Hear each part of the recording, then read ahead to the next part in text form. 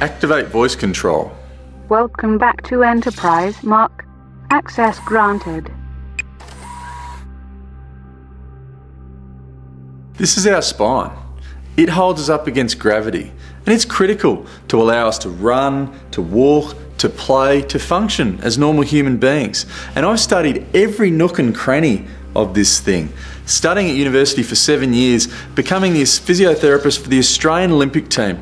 And in my experience, back pain is extremely common. 80–90% of us experience it at some stage of our life. More commonly down here in the lower part of the spine, but we can experience it the whole way up the back. And that's why I developed BAKBALLS, a product that allows you to treat back pain in the comfort of your own home. By lying on BAKBALLS, these two pressure points applies pressure directly to the joints on either side of the back, which provides relief. Very similar to going to your physiotherapist. How hard was it in the first couple of years? It was extremely hard. I'm a physiotherapist and I knew nothing about business. I knew I had a great product, I just didn't know how to take it to market. I was learning on the fly about how to patent, how to manufacture, how to market a business, but I knew I had to learn more about business, so I enrolled in an MBA subject at the University of Queensland's Business School. A fantastic subject. I learned a lot about business and it exposed me to the Enterprise Business Plan competition. And I eventually won it in 2004 and it's done amazing things for my business ever since. What has been your worst mistake this far with managing BAKBALLS? My worst mistake thus far was holding on a little bit too tight. I was a little bit scared I was going to lose the idea by telling people. I was a little bit scared of losing control of the business as well. I had interest from investors, I had interest from venture capitalists early on. In hindsight, I probably should have taken their investment and got their expertise as well. Consequences now, I've still got 100% of the business. Who knows, had I taken the investors on, I could have had 50–60% of something a lot larger.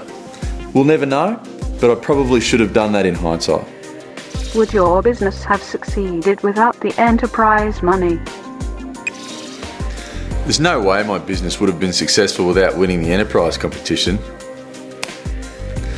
Gave me huge media exposure. A couple of days after winning, I was on A Current Affair. You lie like so for 20 to 30 seconds, so and then pressure on that point. Had several radio interviews, had magazine stories, newspaper articles.